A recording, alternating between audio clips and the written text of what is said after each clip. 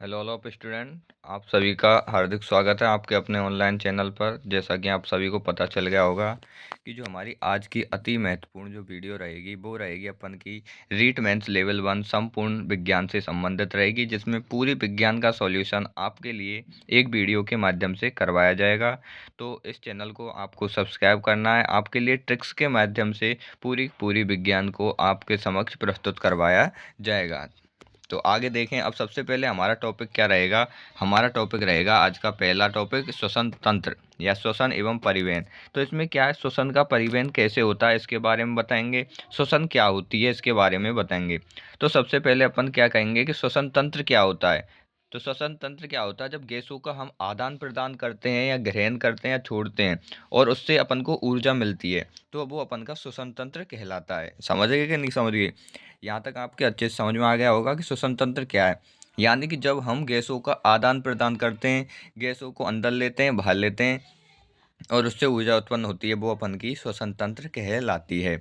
अब सर जी हमें ये बताओ कि जो श्वसन है ये कितने प्रकार की होती है। तो हमारी जो श्वसन है ये अपन की दो प्रकार की होती है। एक तो क्या है कि ऑक्सी श्वसन। ऑक्सी श्वसन का मतलब है ऑक्सीजन को अंदर लेना। अनॉक्सी यानी कि ऑक्सीजन को बाहर छोड़ना, यानी कि इसमें ऑक्सीजन भाग नहीं लेती है, इसे अपन अनॉक्सी श्वसन कहते हैं। आगे चलो। O2 भाग लेती है इसमें ऑक्सी में। अब भाई साहब O2 भाग लेगी तो CO2 तो इसमें निकलेगी उत्पाद के रूप में। अब CO2 निकलेगी तो जल वाष्प भी निकलेगा और ऊर्जा भी उत्पन्न होगी। अब सर जी ये बताओ कि हमारे लिए इसमें ऊर्जा कितनी उत्पन्न होती है। तो इसमें अपन की 36 ATP ऊर्जा निकलती है। क्यों, टोटल अपन की 38 होती है, लेकिन दो इधर भी होती है, तो 36 और 2 38। इसमें मतलब टोटल ऑक्सीजन ऑक्सीकरण में अपन की 38 ATP ऊर्जा भाग लेती है। ग्लाइकोलाइसिस या केब्र चक्र कौन सी, यानी ग्लाइकोलाइसिस। ग्लाइकोलाइसिस समझ रहे हो तुम, यानी ग्लूकोज। ग्लूकोज से अपन को मिले ऊर्जा। ऊर्जा कब मिलेगी, जब अपन ऑक्सीजन अंदर भार लेंगे। तो ग्लाइकोलाइसिस चक्र किस में बनता है, ऑक्सी श्वसन में। और केब चक्र भी ऑक्सी श्वसन में बनता है। अब भाई साहब तुम ये बताओ, अब जैसे कोई रास्ता में अपन के मांस को टुकड़ा पड़ो तो उस श्वसन थोड़ी करेगो। वो तो अपन को बिना श्वसन वाला होगा, वो ऑक्सीजन नहीं लेगा। लेकिन जीव जंतु और पादप तो श्वसन करेंगे, तो वो अपन के ऑक्सी श्वसन में आ जाएंगे। मांसपेशी, आरबीसी और अंतः परजीवी जीवाणु ये अपन के ऑक्सीकरण नहीं करते हैं। मनुष्य श्वसन में यानी N2 को तो ये ग्रहण करते हैं या सर्वाधिक N2 ग्रहण करते हैं। और जब अपन के जो पेड़ पौधे हैं ये अपन के नॉर्मली वे में तो O2 ग्रहण करते हैं और भोजन बनाते समय CO2 ग्रहण करते हैं। अब आप देखेंगे कि श्वसन में यानी ग्रहण की गई वायु और छोड़ी गई वायु की मात्रा कितनी होती है। तो देखो यहाँ पे जो अपन की ऑक्सीजन है, ऑक्सीजन अपन 21% तो ग्रहण करते हैं, लेकिन भाई साहब 16 से 17% ही इसे बाहर छोड़ पाते हैं। और जो CO2 है इसे अपन 0.03% तो ग्रहण करते हैं और 3 से 4% इसे बाहर निकाल देते हैं। क्यों निकालते हैं, क्योंकि जो अपन की ये ऑक्सीजन की जो शेष मात्रा रह जाती है वो CO2 में कन्वर्ट होकर बाहर निकालनी पड़ती है।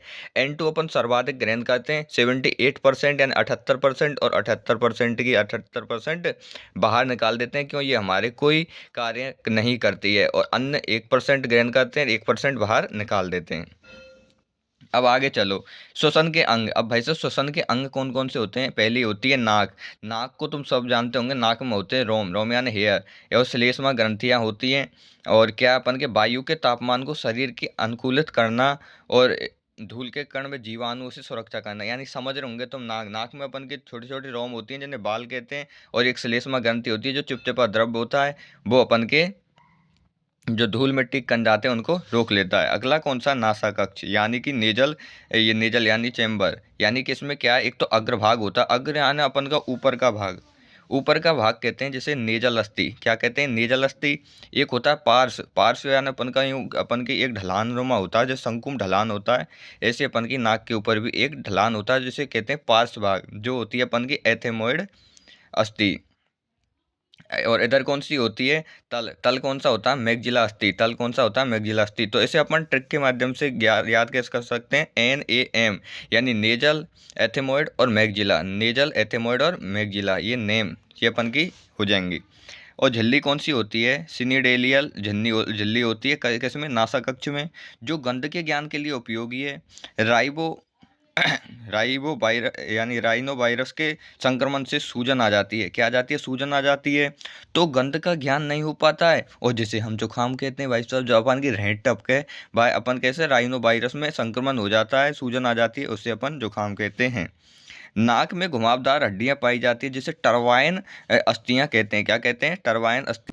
ये अपन का चित्र है, इसमें ये तो होता है अपन का एपिग्लोटिस, ये होता है ग्लोटिस, ये होती है श्वसन नली यानी कि ट्रेकिया, ये होते हैं शिवालय के छल्ले, यानी शिवालय के छल्ले देखो कितनी अच्छी अपन ने आकृति बनाई हुई है।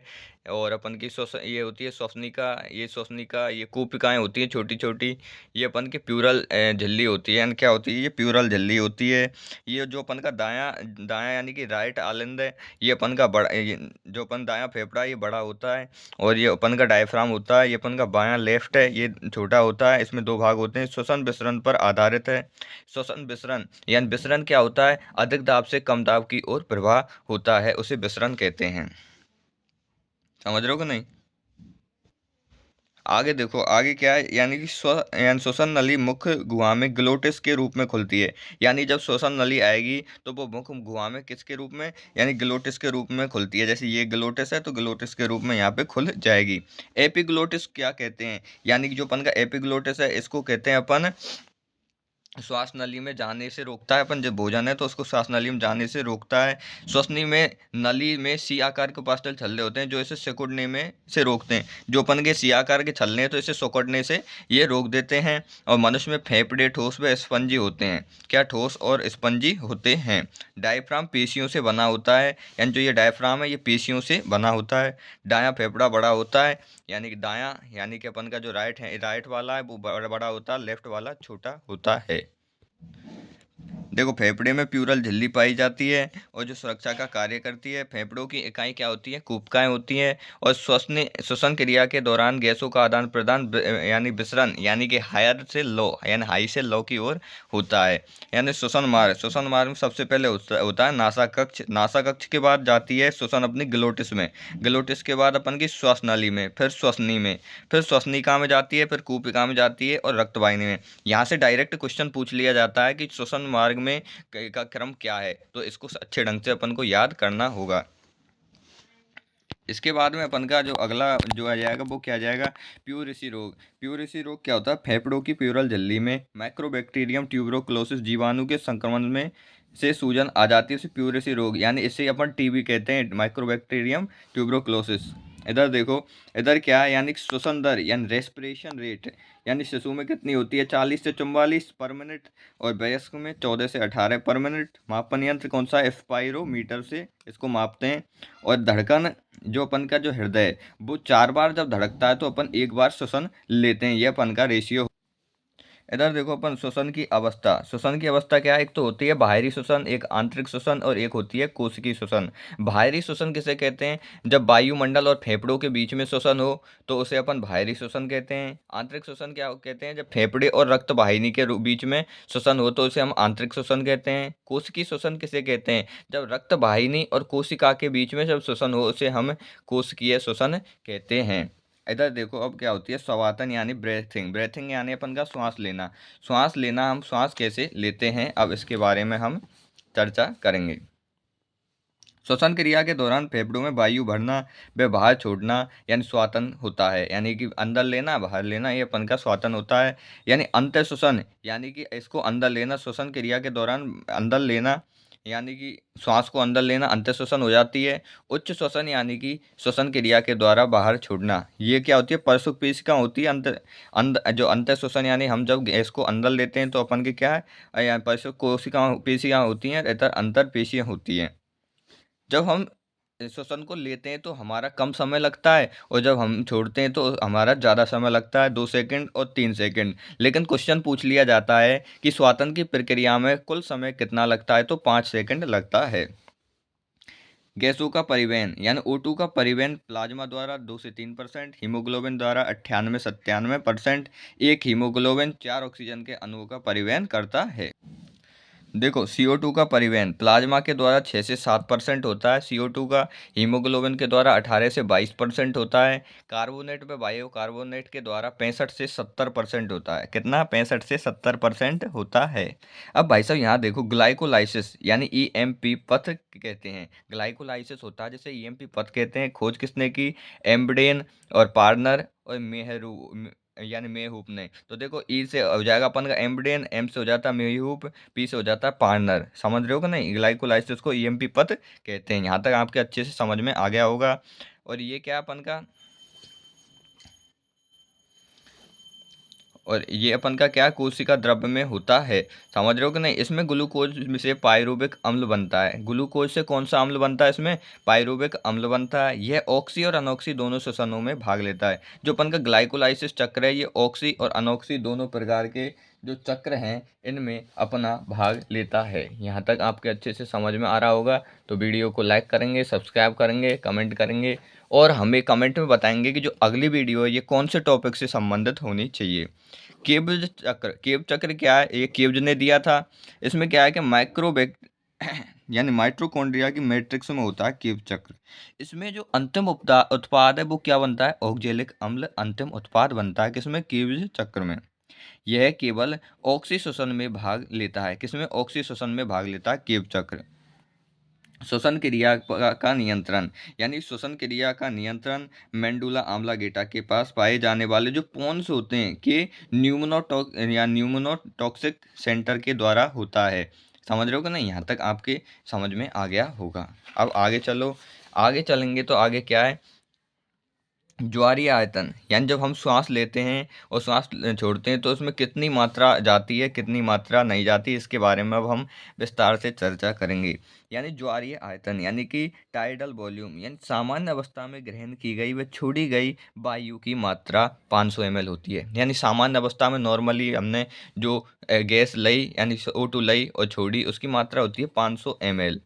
IRV यानी कि इंस्पायरेटरी यानी कि रिजर्व वॉल्यूम, यानी अंत श्वसिक आरक्षित क्षेत्र, यानी कि जब हम श्वसन को बलपूर्वक फेफड़ों में भरते हैं तो हम हाईएस्ट 3,000 ml ले सकते हैं। यानी सामान्य अवस्था में तो हम 500 ml ले सकते हैं, और अपन जैसे भाई साहब पूरा जोर लगा दियो और फिर भाई साहब तो 3,000 ml हाईएस्ट अपन ले सकते हैं। ERV यानी को होती है एक्सपायरेटरी रिजर्व वॉल्यूम, यानी उच्च स्वचित आरक्षित आयतन, यानी बलपूर्वक छोड़ी गई। यानी कि बलपूर्वक हम ले तो 3,000 ml सकते हैं और बलपूर्वक हम छोड़ कितने? 1100 ml सकते हैं। तो इसके बाद भी जब 3,000 ml में से 1100 ml हम छोड़ देते हैं तो 1200 ml हमारी बच जाती है। तो 1200 ml क्या हो जाती है? ये अपन की अवशेषी आयतन हो जाता है। क्या हो जाता है? अवशेषी आयतन हो जाता है। कितना? 1200 ml, यानी शेष बची हो जाती है 1200 ml। जैविक क्षमता, जैविक क्षमता क्या होती है? यानी कि वाइटल कैपेसिटी, यानी 4800 ml। जैविक क्षमता क्या है? जैविक क्षमता में अपन क्या है, सबको जोड़ देंगे, उसके बाद में अपन की कितनी हो जाएगी? वो अपन की जैविक क्षमता हो जाएगी। जैविक क्षमता कितनी है अपन की? यानी कि अपन 500 जोड़ देंगे, 3,000 जोड़ देंगे, ये अपन की हो गई 4100। 4100 हो गई कि नहीं हो गई? फिर 500 जोड़ देंगे इसमें और 1200 भी जोड़ देंगे तो अपन की हो जाएगी 4800 ml हमारी जैविक यानी बलपूर्वक छोड़ी और ग्रहण की गई तथा सामान्य अवस्था में ली गई। यानी बलपूर्वक छोड़ी यानी ग्रहण की गई, बलपूर्वक ली गई और अपन की सामान्य अवस्था में ली गई तो कितनी है? तो ये अपन की 4800 ml हो जाएगी। कुल फुफ्फुसीय क्षमता 5800 ml हो जाती है। कुल जो फुफ्फुसीय जो क्षमता है अपन की वो कितनी हो जाएगी? 5800 ml हो जाएगी। अब भाई साहब सूत्र देखो, BC यानी टोटल अपन का जो वॉल्यूम है वो कितना हो जाएगा? वॉल्यूम यानी आयतन होता है, यानी यानी ग्रहण की गई, छोड़ी गई और टाइड यानी TB। समझ रहे हो कि नहीं अपन की? तो ये 60 हो जाएगी। अब ये देखो, अब ये क्या है कि कौन सा जीव कौन से अंग के द्वारा अपन की श्वसन प्रक्रिया करता है। तो जो मछली है, मछली किससे? गलफड़ों से अपन की श्वसन करती है। जो कीट हैं वो ट्रेकिया के द्वारा, मेंढक अपन की त्वचा या फेफड़ों के द्वारा, मनुष्य फेफड़ों के द्वारा, प्रोटोजोआ यानी कि पोरीफेरा यानी शरीर की सतह से, केंचुआ सतह से करते हैं। समझ रहे हो कि नहीं? यहाँ तक आपके अच्छे से समझ में आ गया होगा।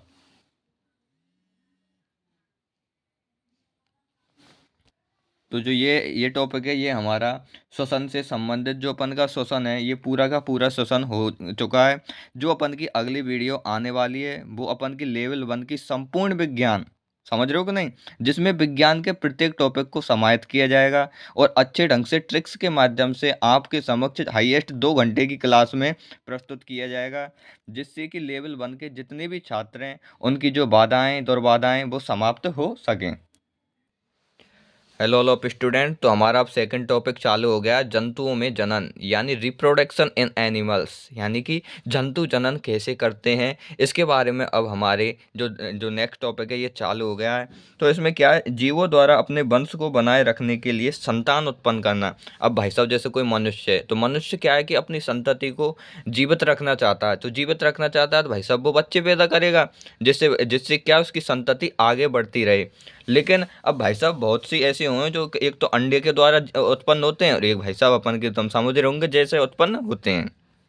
तो 2 प्रकार के अपन के जनन होते हैं। तो जनन एक तो होता है ओविपेरस या अंडज यानी पक्षी, उभयचर और सरीसृप, यानी ओविपेरस ओविपेरस या अंडज यानी ओवी ओवी ओवी ओवी, समझ रहे हो कि नहीं। ओवी यानी होता है लोभी, तो लोभी आदमी क्या नहीं खा सकता, अंडे नहीं खा सकता, तो समझ रहे हो कि नहीं। तो ओविपेरस यानी अंडज, यानी कि पक्षी, उभयचर और सरीसृप यानी कि अपन के जैसे कि सांप वगैरह हैं, जिसमें सब में क्या है कि जीवों में अंडे के द्वारा जनन होता है। और अपन जो क्या है, बीवी पेरस, बीवी किनके किनके पास होती है, मनुष्यों के पास बीवी होती है, तो ये जरायुज होते हैं, समझ रहे हो कि नहीं। बीवी पेरस या जरायुज यानी वे जीव जो अपने समान शिशु उत्पन्न करते हैं, जैसे मनुष्य यानी अपने समान अ, जीव उत्पन्न करते हैं, यानी कि अपनी बीवी रखते हैं, तो वो होते हैं मनुष्य होते हैं, तो इसको कहते हैं अपन के जरायुज या बीवी पेरस। समझ में आ गया होगा आपके। जो अपन के पशु परिचर की एग्जाम लगी थी उसमें क्वेश्चन आया था, ओबी पेरस किसे कहते हैं। ओबियान होता है लोभी, तो लोभी आदमी कभी अंडे नहीं खरीद सकता, क्योंकि भाई साहब वो तो लोभी आदमी है, समझ रहे हो कि नहीं। इसके बाद आपको अगला देखना है। अगला क्या, जनन के 2 प्रकार होते हैं। भाई साहब सब दुनिया को पता है जनन कितने प्रकार का होता है, 2 प्रकार का। एक होता है लैंगिक जनन यानी सेक्सुअल रिप्रोडक्शन, यानी डायरेक्ट अपन समझ रहे होंगे कैसे वह जनन जिसमें अर्धसूत्री विभाजन द्वारा युग्मक का निर्माण होता है, तथा निषेचन की क्रिया द्वारा, निषेचन यानी कि नर और मादा के द्वारा यानी निषेचन किया जाता है, उसके बाद युग्मक बनता है और एक कोशिकीय संरचना का निर्माण होता है, जिसे अपन जायगोट कहते हैं। क्या कहते हैं, जिसे अपन जायगोट कहते हैं, इसे अपन लैंगिक जनन कहते हैं। लैंगिक यानी कि लिंगों के द्वारा जो जनन होता है उसे लैंगिक जनन कहा जाता है। यहाँ तक आपके अच्छे से समझ में आ रहा होगा। नर युग्मक मादा युग्मक अलग अलग होते हैं, इस कारण इसके निर्माण हेतु अलग अलग अंगों की आवश्यकता होती है, अतः नर जनन तंत्र और मादा जनन तंत्र के चित्रों का अलग से हम वर्णन करेंगे। तो अब देखो, अब अपन पहले पढ़ेंगे नर जनन तंत्र, यानी कि नर का जनन तंत्र कैसे होता है, क्या होता है, इसके बारे में समझेंगे। यानी कि सबसे पहले अपन मुख्य प्राथमिक अंग, यानी जो नर जनन तंत्र होता है इसमें जो मुख्य प्राथमिक अंग होता है वो कौन सा होता है। तो मुख्य प्राथमिक अंग होता है वृषण, वृषण यानी कि टेस्टिस। टेस्टिस कितने होते हैं, 2। तो ये अपन के क्या है, मुख्य प्राथमिक अंग होते हैं किसके, नर जनन तंत्र के। और सहायक या प्राथमिक, यानी सहायक या प्राथमिक कौन कौन से होते हैं, एक होती है एपिडिडाइमिस, एक होता है शुक्राशय, एक होता है प्रोस्टेट ग्रंथि, एक होता है काउपर ग्रंथि, एक होता है पेनिस। समझ रहे हो कि नहीं, ये अपन के हो जाते हैं।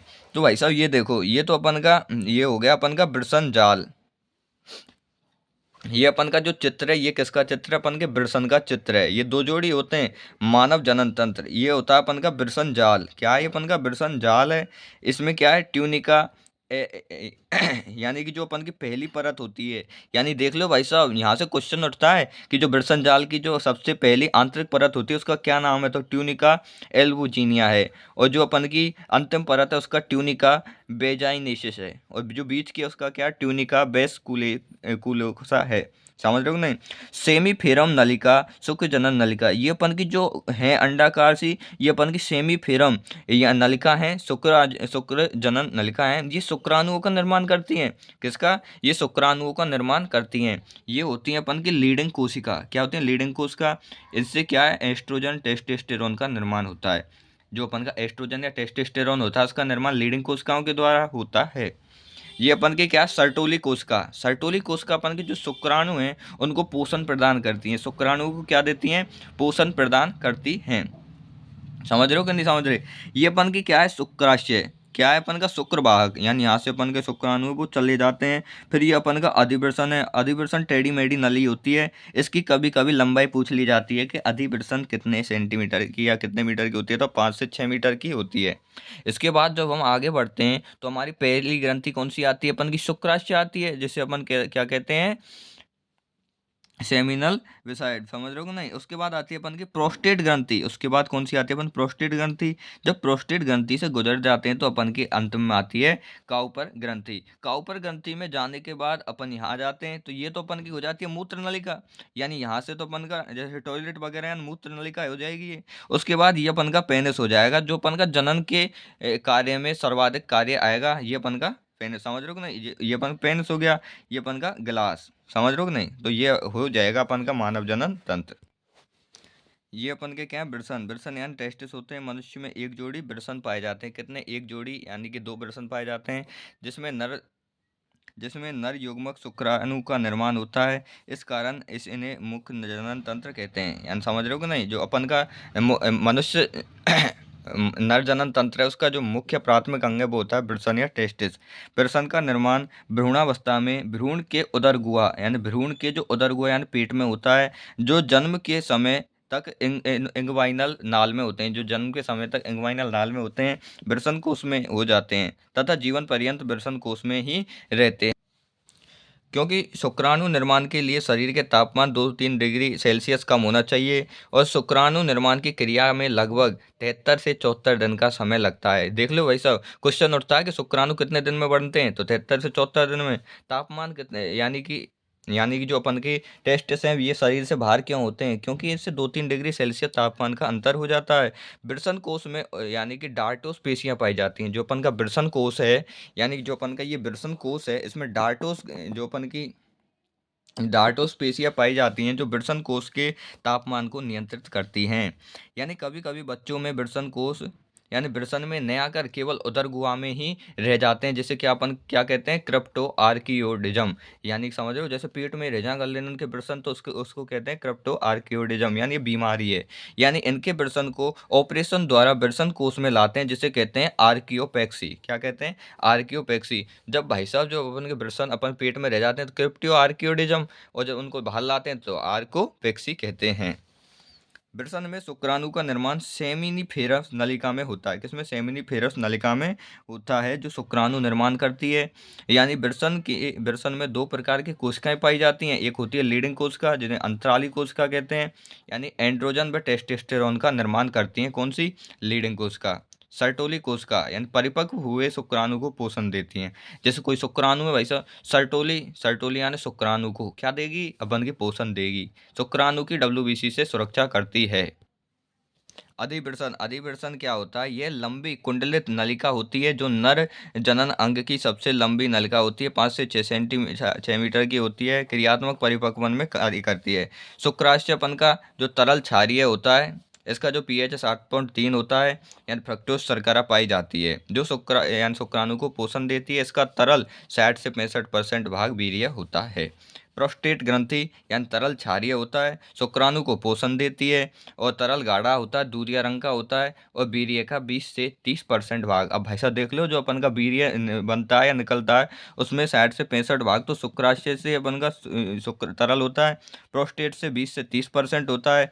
काउपर ग्लैंड, तो यानी काउपर ग्रंथि, यानी कि अम्लीय से क्षारीय बनाती है। यानी जो काउपर ग्रंथि ग्रंथि है, जो अपन का जो शुक्राशय का भाग होता है, वो अपन का क्षारीय होता है, जिसको क्षारीय से और क्या बनाती है, अम्लीय बनाती है। ये अपन का श्वसन है या पेनिस है, यानी ये मैथुन का अंग है, और अपने शुक्राणु यानी मादा के वेजाइना तक पहुंचाता है। कहाँ तक, मादा के वेजाइना तक पहुंचाता है। और मांसल संरचना होती है, जिसमें किसी प्रकार की हड्डी नहीं होती है। समझ रहे हो कि नहीं, पेनिस में किसी भी प्रकार की हड्डी नहीं होती है, इसमें मांसल संरचना होती है, और ये अपन के मैथुन का अंग है। चूहा, व्हेल और चमगादड़ के पेनिस में हड्डी पाई जाती है। जो अपन का चूहा है, भेल है, चमगादड़ है, इनके पेनिस में हड्डी पाई जाती है। हाथी के वृषण उदर गुहा में पाए जाते हैं। समझ रहे हो कि नहीं, जिसको क्या कहते हैं, क्रिप्टो आर्किडिज्म। समझ रहे हो कि नहीं?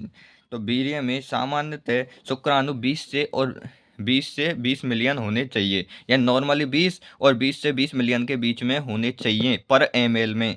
यानी कि ओलिगोस्पर्मिया, यानी कि अगर अपन के 20 मिलियन से कम है तो ये अपन का ओलिगोस्पर्मिया एक रोग है, वो उस रोग के संकेत हैं। यानी कि एंजियोस्पर्मिया, अगर शुक्राणु मृत उत्पन्न होते हैं तो इनको क्या कहते हैं, एंजियोस्पर्मिया। एंजो एंजो क्या है, एंजो अपन का मृत है। और ओलिगो, ओलिगो यानी कि आली जितनी भी होती है वो गो यानी गई, ये बन के हो जाएंगे। अब कौन सा आ जाएगा अपन का, मादा जनन तंत्र, जो कि हमारे वातावरण में डिमांडिंग है। मादा जनन तंत्र या जननांग, यानी कि प्राथमिक मुख्य अंग इसमें क्या, अंडाशय होता है। अंडाशय क्या, ओवरी होती है, ये रही अपन के अंडाशय, ये अपन का प्राथमिक जनन तंत्र है। द्वितीयक या सहायक जनन तंत्र होता है फैलोपियन नलिका, गर्भाशय और वेजाइना और योनि। समझ रहे हो कि नहीं। अब आपके लिए बताएंगे हम कौन सा भाग कहाँ पे स्थित है और कैसे इसको याद रखना है। सबसे पहले अपन को अंडाशय, ये क्या अपन का अंडाशय है, ये रिया अपन का अंडाशय। अंडाशय को अंग्रेजी में कहते हैं ओवरी। यानी महिलाओं में एक जोड़ी पाए जाते हैं, एक येरिया और एक येरिया, तो एक जोड़ी पाए जाते हैं। युग्मक अंडाणु का निर्माण होता है, जिस कारण इन्हें मुख्य जनन तंत्र कहते हैं। यानी अंडाणु, अंडाशय इसके जो क्या है कि मुख्य जनन तंत्र हैं, किसके, अपन के प्राथमिक अंग है मादा जनन तंत्र के। ये अपन का क्या होता है, मीजोबेरियम, क्या होता है ये मीजोबेरियम, जो अंडाशय जिस जिस धागे से या जिस संरचना से डटे हुए होते हैं उसे कहते हैं मीजोबेरियम। एम्पुला, एम्पुला यानी कि जिससे लटके हुए होते हैं, ये अपन की क्या है, एम्पुला होती है। ये अपन का अंडाशय हो गया। ये इनवंडी फूलम, इनवंडी फूलम यानी जिस संरचना के ऊपर ये जो अपन का अंडाशय वो टिका होता है, वो अपन की क्या, इनवंडी फूलम होती है। ये अपन की इस्टमस हो जाएगी। समझ रहे हो कि नहीं, इस्टमस हो जाएगी। ये झालर, यानी कि जो अपन की टेढ़ी मेढ़ी झालर नुमा जो संरचना है, ये अपन की झालर हो जाएगी। ये अपन का फेलोपियन ट्यूब है, ये मीजोबेरियम है, ये धागा सा, ये एम्फूला है यहाँ से जो अपन की, और ये झालर, झालर को फेवरी भी कहते हैं। ये बेजाइना अपन की क्या, यहाँ से अपन का मैथुन का कार्य स्टार्ट किया जाता है, ये अपन की क्या है, ये बेजाइना हो जाएगी। फिर क्या आ जाएगी, अंडाशय। अंडाशय क्या है कि ओवरी, यानी महिला में एक जोड़ी अंडाशय पाए जाते हैं। युग्मक अंडाणु का निर्माण यहाँ से होता है।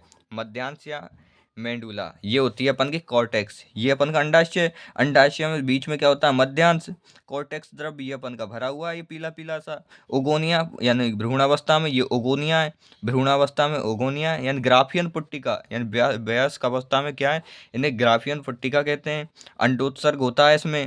कार्पस ल्यूटियस, यानी क्या है ये अपन का, ये कार्पस ल्यूटियस है, जो अपन परत है ये पूरी अपन क्या है, कार्पस ल्यूटियस है। समझ रहे हो कि नहीं समझ रहे। अगर वीडियो समझ में नहीं आ रही हो तो चैनल को लाइक करें, सब्सक्राइब करें, कमेंट करें। क्यों, क्योंकि अब तो आपके लिए विज्ञान की क्लास दी जा रही है, इसके बाद आपके लिए इंग्लिश की क्लास भी दी जाएगी, कंप्यूटर की भी दी जाएगी, और एक ही क्लास में पूरी संपूर्ण, ये नहीं कि दो दो, एक ही क्लास में संपूर्ण। अंडाशय का परिधीय भाग वल्कुट कहलाता है।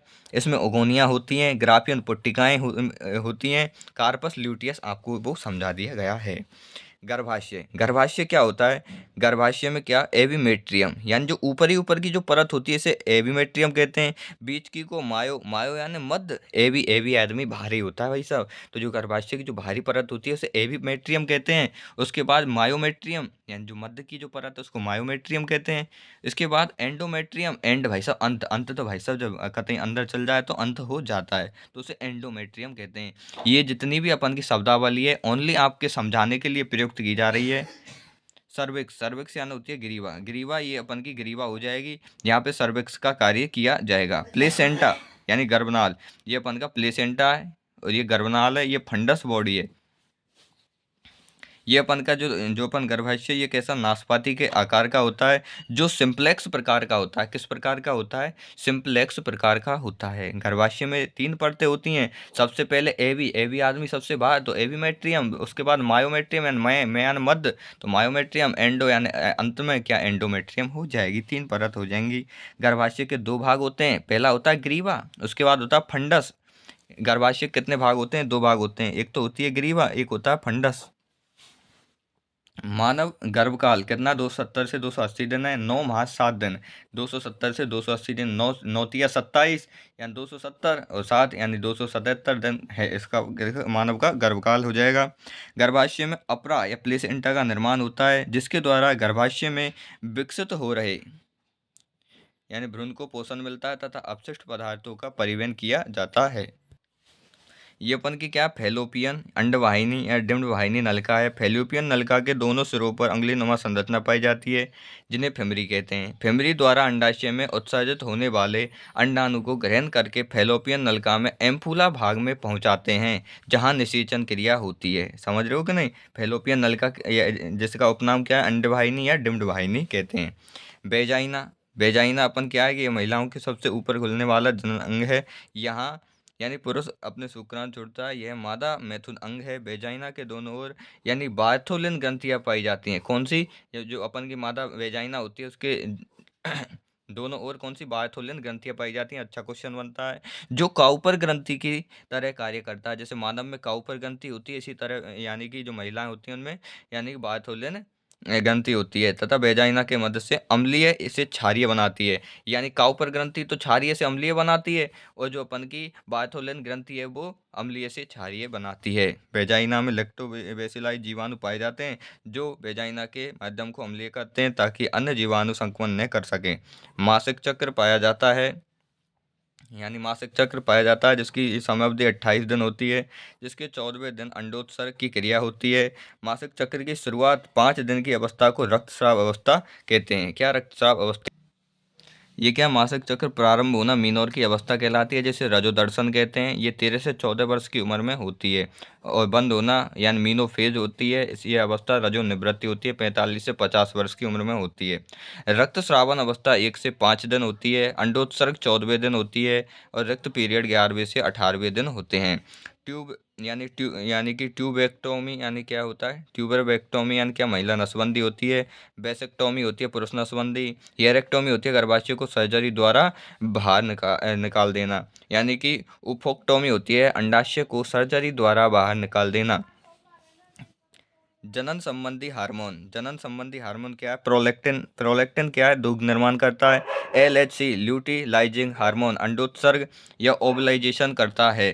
इसके बाद क्या? एफएसएच यानी फॉलिकल स्टिमुलेटिंग हार्मोन, यह युग्म जनन करवाता है। मेल में शुक्राणु, फीमेल में अंडाणु। ऑक्सीटोसिन, ऑक्सीटोसिन यानी दूध का शरीर में स्त्रावन करता है। ऑक्सीजन के द्वारा अपन दूध बना देंगे हमेशा, तो दूध का निर्माण ऑक्सीटोसिन। प्रसव पीड़ा भी ऑक्सीटोसिन करता है। थायरोक्सिन यानी भ्रूण के मस्तिष्क का विकास करता है थायरोक्सिन। प्रोजेस्टेरोन यानी गर्भाशय गर्भ धारण करवाता प्रोजेस्टेरोन, अतः इसे प्रेगनेंसी हार्मोन कहते हैं। कौन सा? प्रेगनेंसी हार्मोन कहते हैं। रिलैक्सिन यानी शिशु जन्म में सहायक है। कौन सा? शिशु जन्म में रिलैक्सिन हार्मोन सहायक है। ये आपके लिए बहुत अति महत्वपूर्ण क्वेश्चनों की श्रृंखला चल रही है, जिसमें पूरी अपन की साइंस का निचोड़ आएगा, तो सब चैनल को सब्सक्राइब करेंगे। HCG यानी ह्यूमन कोरियोनिक यानी गोनेडोट्रोपिक हार्मोन यानी मूत्र तथा प्रेगनेंसी की जांच में उपयोगी है। HCG जो हार्मोन है जो मूत्र और प्रेगनेंसी की जांच में उपयोगी है। पुरुष हार्मोन टेस्टोस्टेरोन होते हैं, नर की आक्रामकता का कारण है। द्वितीयक लैंगिक लक्षण दर्शाता है, यानी कि एंडोजन विपरीत लिंग के प्रति आकर्षण। फीमेल में प्रोजेस्टेरोन और एस्ट्रोजन होते हैं। प्रोजेस्टेरोन गर्भधारण करवाता है, और महिला में और एस्ट्रोजन क्या? महिला में द्वितीयक लक्षण दिखाता है। एमेनोरिया यानी महिला में मासिक चक्र बंद हो जाना कहलाता है। हाइपर मेनोरिया यानी कि मासिक चक्र का अधिक आना। हाइपर यानी अधिक, और डिस्मेनोरिया दर्द के साथ मासिक चक्र आना। तो स्टूडेंट, हमारे 2 टॉपिक संपूर्ण हो चुके हैं। अब हमारा तीसरा टॉपिक है अम्ल, क्षार तथा लवण। कौन सा है? अम्ल, क्षार तथा लवण अति महत्वपूर्ण टॉपिक आ गया है। सभी चैनल को सब्सक्राइब करेंगे, लाइक करेंगे, क्योंकि इस पे सभी जो अपन की संपूर्ण विज्ञान है वो आज इस पे करवाई जा रही है। यानी अम्ल क्या होते हैं? स्वाद में खट्टे होते हैं। इसकी ट्रिक क्या है? नील है ऐसे, यानी कि अम्ल नीले लिटमस को लाल करते हैं, नीले लिटमस को लाल में बदल देते हैं, यानी मिथाइनल ब्लू को भी ये बदल